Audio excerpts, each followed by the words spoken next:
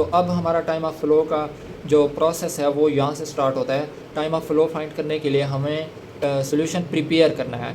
हमें किस तरह सॉल्यूशन प्रिपेयर करना है? सबसे पहले हमें पॉलीविनाइल अल्कोहल का 1.5% सॉल्यूशन तैयार करना है। उसके लिए क्या करना है, मैंने इस पे वीडियो भी बना दिया, अगर वो आप देखना चाहते हैं तो वो चैनल पे चले जाएँ। वो मैंने उधर एक्सपेरिमेंटली परफॉर्म करके दिखा दिया कि हमने सॉल्यूशन ये कैसे बनाते हैं, क्योंकि बहुत मुश्किल से बनता है सॉल्यूशन। ये बहुत गाढ़ा हो जाता है तो ये इसको डिज़ोल्व करना बड़ा मुश्किल हो जाता है पॉलीविनाइल अल्कोहल को। हालांकि 1.5% 1.5 ग्राम को 100 ml के अंदर डिज़ोल्व करना कोई मुश्किल बात नहीं है, क्वांटिटी बहुत ही कम है, लेकिन ये इतना ज़्यादा विस्कस हो जाता है कि इसको बहुत मुश्किल होती है डिज़ोल्व करने में और बहुत ज़्यादा हीट करना पड़ता है सॉल्यूशन को। तो इसके लिए हमने 1.5 ग्राम लिया, थोड़े से पानी के अंदर डिज़ोल्व किया और फिर उसको 100 ml वाली वॉल्यूमेट्रिक फ्लास्क में डाल के फिर बाकी जो वॉल्यूम की स्पेस बची उसको हमने मार्क तक फिल कर दिया डिस्टिल वाटर डाल के। ये हमारे पास 1.5% का सोल्यूशन तैयार हो गया। ये मैंने उसका फार्मूला वैसे कैलकुलेशन के लिए लिख दिया। तो डाइल्यूशन नेक्स्ट हमारे पास आती है डाइल्यूशन। हमने डाइल्यूशन करके 4-5 सोल्यूशन बना लेने हैं ताकि हमारे पास वो जब ग्राफ प्लॉट करेंगे तो 4-5 वैल्यू आएंगी तो वो एक स्ट्रेट लाइन हमें। हमारे पास 1.5% का सोल्यूशन बना है। इसकी डाइल्यूशन करने के लिए मैंने क्या किया है कि इसी को एक स्टॉक सोल्यूशन मान के 1.5% से फिर मैंने डाइल्यूशन की है 1.2% बनाया है, मतलब 0.3% जो है कम करते जाना है। 1.5, 1.2, फिर 0.9, 0.9 से फिर 0.6, फिर 0. लास्ट में 3। तो अब देखें हमारे पास एक कंसनट्रेटेड डाइल्यूशन का फार्मूला आपको पता है कि हमारे पास एक कंसनट्रेटेड सॉल्यूशन होता है और एक डाइल्यूट सॉल्यूशन होता है। कंसनट्रेटेड सॉल्यूशन में हम क्या करते हैं कि ये देखें 1.5%, इसका मतलब इसके अंदर हमारा सोल्यूट ज़्यादा है, पॉलीविनाइल अल्कोहल जो सॉलिड होता है वो इसमें ज़्यादा है। तो इससे हमने लेस डाइल्यूट बनाना है, मतलब कंसनट्रेटेड से डाइल्यूट सॉल्यूशन। तो इसको हम एक साइड हम फिक्स कर लेते हैं, M1V1 भी होता है, ये C1V1 भी होता है। तो हमने यहाँ पे इसकी कंसंट्रेशन लिख ली कि C1 पहला जो सोल्यूशन हमारे पास उसकी कंसंट्रेशन क्या 1.5 और इसका वॉल्यूम हमने कितना लेना है। तो अब इसको ऐसे सच लिख दिया हमने। अब हमने कितने ml के अंदर बनाना है, देखें हमने विस्कोमीटर के अंदर 6 ml हमने तकरीबन डालना है सोल्यूशन। हम तकरीबन 10 ml ले लेते हैं, टेस्ट ट्यूब में बना लेते हैं सोल्यूशन। मैंने टेस्ट ट्यूब में बना लिया था। तो कंसंट्रेशन उसकी क्या रखनी है, ज़ाहिर सी बात है पहले से तो कम ही कंसंट्रेशन होगी ना। तो 1.5 पहले वाले की थी, सेकंड जो हम बनाना चाह रहे हैं वो है डाइल्यूट करके उसको 1.2% रखनी है और 10 ml के अंदर बनाना है। तो हम ऐसा करेंगे, इसको जब हम मल्टीप्लाई और डिवाइड करेंगे तो हमारे पास आंसर आता है V1 8 ml। मतलब हमने इस 1.5% वाले सोल्यूशन से 8 ml लेके और टोटल वॉल्यूम कितना करना है 10 ml, मतलब इसके अंदर 2 ml वाटर और ऐड कर देना है। तो ये हमारे पास 1.2% सोल्यूशन हो जाएगा 8 ml इसका लेके। और उसके बाद नेक्स्ट हम देखते हैं 6 ml, वो भी इसी तरह हमने प्रिपेयर कर लेना है। मतलब बनाने सारे 1.5% से ही है, 1.5% ले लेना है, फिर 0.9 वैल्यू रखनी है। तो ये 6 ml, मतलब अगर हम 6 ml इससे ले लेते हैं 1.5% वाले से, तो हम इसके अंदर 4 ml वाटर डालेंगे तो टोटल वॉल्यूम हमारा 10 ml हो जाएगा। ये हमारे पास कि कौन सी परसेंटेज का सोल्यूशन तैयार हो जाएगा, ये 0.9% का। इसी तरह 0.6 का भी इसी फार्मूले से आपने तैयार कर लेना है। तो लास्ट में हमारे पास अगर हम 0.3, ये सबसे डाइल्यूट सोल्यूशन है इस सीरीज़ में। तो इसको तैयार करने के लिए वही सिमिलर प्रोसीजर है।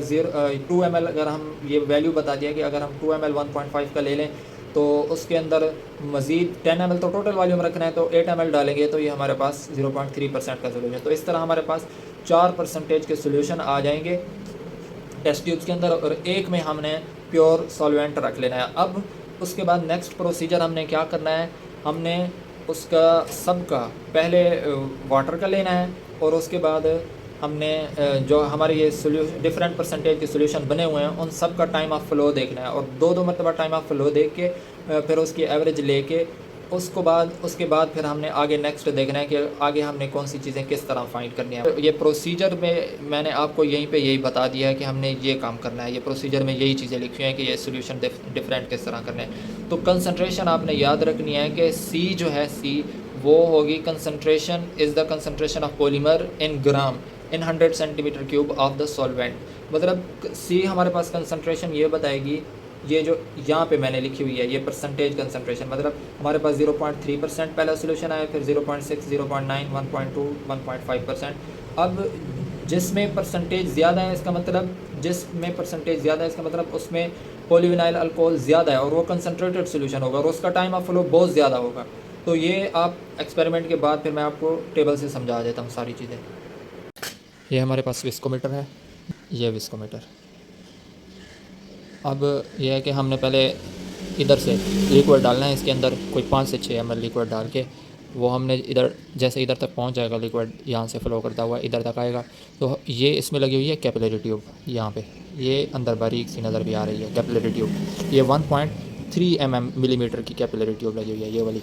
अब हमने अपने लिक्विड को इधर से सक करना है, यहाँ से इस तरह शक्कर लगा के, ये शक्कर लगा के इधर से हमने इसको सक करना है। तो हमारा लिक्विड जो है वो ऊपर आ जाएगा, ये यहाँ से फ़्लो करेगा और ये इधर तक लिक्विड हमारा, जैसे इस पॉइंट से हमने ऊपर ले जाना है, इधर से सक करवा के इस पॉइंट से ऊपर ले जाएंगे। तो इधर जाके हमने ना स्टॉप कर लेना है, इधर इसके ऊपर जो है ऐसे हाथ रख लेना है या फिर शक्कर की मदद से जो है इधर स्टॉप कर लेना है।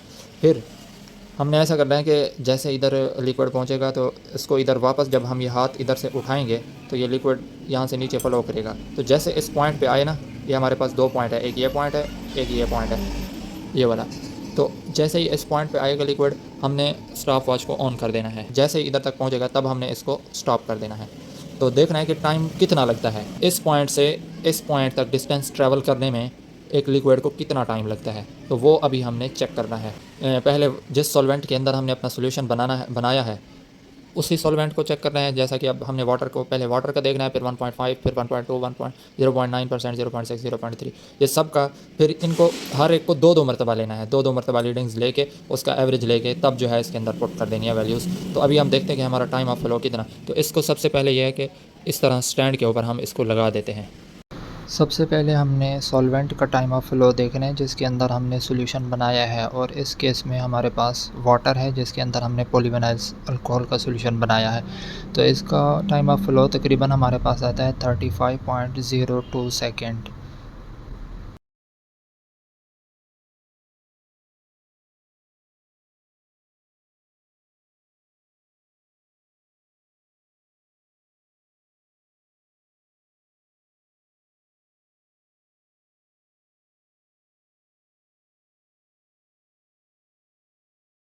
अभी हमने इसका लिक्विड निकाल लिया है। अभी ये देखें अंदर ड्रॉप्स लगे हुए हैं लिक्विड्स के, इनको हमने फिर ड्राई कर लेना है, ठीक है।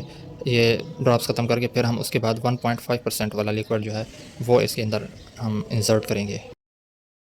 अब यहाँ पर डेमो के तौर पे मैंने सबसे ज़्यादा कंसंट्रेशन वाला हमारे पास जो सॉल्यूशन था जिसकी कंसंट्रेशन 1.5% थी, तो उसका मैंने टाइम ऑफ फ्लो आपको दिखा दिया है कि किस तरह हमारे पास उसका टाइम ऑफ फ्लो आया है। और वो अप्रॉक्सीमेटली तकरीबन 1 मिनट से भी ज़्यादा टाइम ऑफ फ्लो था क्योंकि इसकी विस्कोसिटी बहुत ज़्यादा थी, ज़्यादा कंसंट्रेशन होने की वजह से।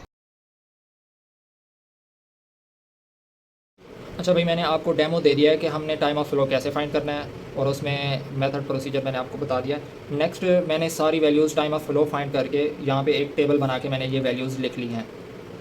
तो ये देखें कि सबसे पहले हमारे पास प्योर सॉल्वेंट की वैल्यूज़ आ गई है, उसके बाद 0.3% पॉलीविनाइल अल्कोहल सोल्यूशन, 0.6, ये सारी की मैंने वैल्यूज़, और ये इसकी जो कंसंट्रेशन है वो यहाँ पे मैंने ड्रा कर लिया और 2-2 वैल्यूज़ लेके इनका एवरेज लेके मैंने ये अप्रॉक्सीमेट करके वैल्यूज़ लिख ली हैं। तो अब देखें, ये बहुत इंपॉर्टेंट टेबल है हमारे पास। इसमें हमारे पास 6 चीज़ें हैं। पहला प्योर सॉल्वेंट है, उसके बाद 5 जो है हमारे पास ये इस परसेंटेज के सोल्यूशंस हैं। ये हमारे पास रिलेटिव विस्कोसिटी जो हम पहले डिस्कस करके आए हैं। मैंने आपको पिछली वीडियो के प्रीवियस पार्ट में मैंने आपको ये बता दिया था कि रिलेटिव विस्कोसिटी, रिड्यूस्ड विस्कोसिटी, नहीं, relative viscosity, specific viscosity, reduced viscosity. तो रिलेटिव विस्कोसिटी, स्पेसिफिक विस्कोसिटी और रिड्यूस्ड विस्कोसिटी को फाइंड करने के लिए सबसे पहले हम इस पे आते हैं। देखते हैं कि हमने रिलेटिव विस्कोसिटी की वैल्यू कैसे फाइंड करनी है। देखें, हमारे पास टाइम ऑफ फ्लो आ गया है। टाइम ऑफ फ्लो ये सारा लिखा हुआ है। हमारे पास प्योर सॉल्वेंट का टाइम ऑफ फ्लो है 35 सेकेंड, और जो हमारा ये T0 किसका है, प्योर सॉल्वेंट का 35 सेकेंड। और हमारे पास जो फर्स्ट परसेंटेज है इसका मैंने डेमो लेके ना आपको दिखा दिया है कि कैसे हम ये मालूम करते हैं। 0.3% के लिए अगर हमने मालूम करना है तो 0.3% के लिए देखें हम लोअर कंसंट्रेशन से हायर कंसंट्रेशन की तरफ जा रहे हैं, तो इसका टाइम ऑफ फ्लो कम होगा बनिस्बत इनके, तो आगे टाइम ऑफ फ्लो इंक्रीज़ होता जाएगा। ये देखें, पहले 40 सेकेंड, फिर 44, फिर 49, फिर 54, फिर उसके बाद 61, मतलब 1 मिनट से भी फिर ये ज़्यादा हो गया है टाइम ऑफ फ्लो। तो इसके लिए हमने ये फर्स्ट का मैंने करके दिखा दिया है कि अगर हमने नीटा और नीटा नॉट इसके लिए करना है 0.3% के लिए, तो हमने क्या करना है, इसकी वैल्यू लेनी है, टाइम ऑफ फ्लो इसका टाइम ऑफ फ्लो लेना है 0.3% का, और इसको प्योर सॉल्वेंट से डिवाइड कर लेना है। जो हमारे पास वैल्यू आ जाएगी वो ये होगी, रिलेटिव विस्कोसिटी। सही है, ये हमारे पास वैल्यू आ गई। ये चीज़ें मैंने यहाँ पे लिखी हैं कि ये क्या क्या चीज़ है। और उसके बाद हमने फिर स्पेसिफिक विस्कोसिटी फाइंड करनी है। देखिए रिलेटिव विस्कोसिटी हमारे पास आ गई, और इसमें से 1 माइनस कर दें सब में से, तो ये हमारे पास ये स्पेसिफिक विस्कोसिटी की वैल्यू आ जाती है। अब स्पेसिफिक विस्कोसिटी की वैल्यू आ गई तो हमने रिड्यूस्ड विस्कोसिटी की वैल्यू कैसे फाइंड करनी है। रिड्यूस्ड विस्कोसिटी की वैल्यू फाइंड करने के लिए हमने स्पेसिफिक विस्कोसिटी को कंसंट्रेशन से डिवाइड कर देना है। मतलब हमारे पास ये देखें फर्स्ट जैसे है ये 0.3, अब 0.3 के लिए हमारे पास स्पेसिफिक विस्कोसिटी है 0.14, ये 0.14 मैंने लिख लिया, और हमारे पास इसकी परसेंटेज कितना है 0.3%, ये मैंने 0.3, तो ये हमारे पास एक टेबल बन गया, ये आंसर आ गया हमारे पास। अब इसी तरह ये एक का मैंने बता दिया 0.3 वाले का, सब का हमने इसी तरह फाइंड कर लेना है, और फाइंड करके ये लिख लेना है। तो ये हमारे पास क्या आ गई, अब हमारे पास रिड्यूस्ड विस्कोसिटी की सारी वैल्यूज़ आ गई। अब इन वैल्यूज़ को हम हमारे पास ग्राफ बनाने के लिए दो चीज़ों का आना ज़रूरी है, कंसंट्रेशन, परसेंटेज कंसंट्रेशन जिसको हम एक्स एक्सिस पे लेंगे, और रिड्यूस्ड विस्कोसिटी। रिड्यूस्ड विस्कोसिटी की वैल्यूज़ को हम वाई एक्सिस पे प्लॉट करेंगे। तो अब हम ग्राफ की मदद से देखते हैं कि हम इन चीज़ों को कैसे लिखते हैं।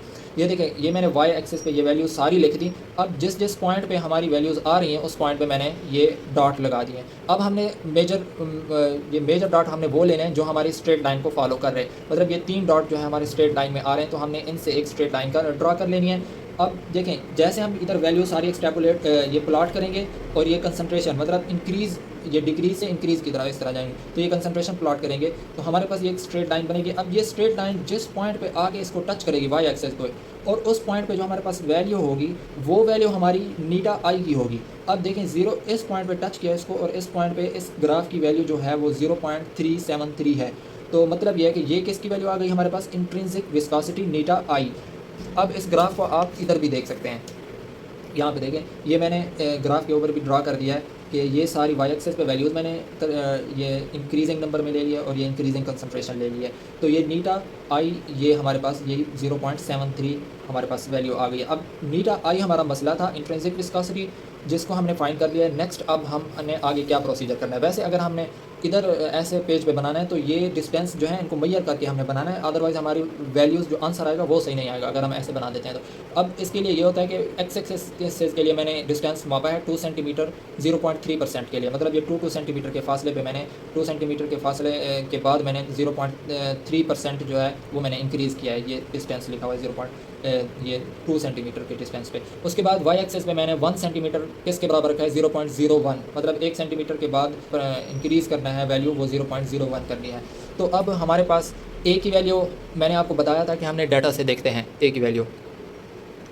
अब ए की वैल्यू हमारे पास आ गई, हमने देख ली कि पॉलीमर के लिए कौन से टेम्परेचर 24 डिग्री सेंटीग्रेड, ये मैंने रूम टेम्परेचर आपको बता दिया था पहले ही। इस टेम्परेचर पे हमारे पास इसकी वैल्यू और के की और ए की वैल्यू हमारे पास आ गई। इसको हमने देख लिया डाटा से, तो ये 0.64 है और के की वैल्यू ये है। अब इन वैल्यूज़ को हमने फार्मूले में पुट करना है। इंट्रिंसिक विस्कोसिटी का जो फार्मूला था वो ये था, मैंने आपको बताया था उसी टाइम वीडियो के प्रीवियस पार्ट के अंदर, कि इंट्रिंसिक आई जो है वो is equal to K M raise to power A. M क्या है, मॉलिक्यूलर वेट है। अब हमारे पास के की वैल्यू आ गई है, ए की वैल्यू आ गई है, नीटा आई की वैल्यू हमने ग्राफ से ले ली है।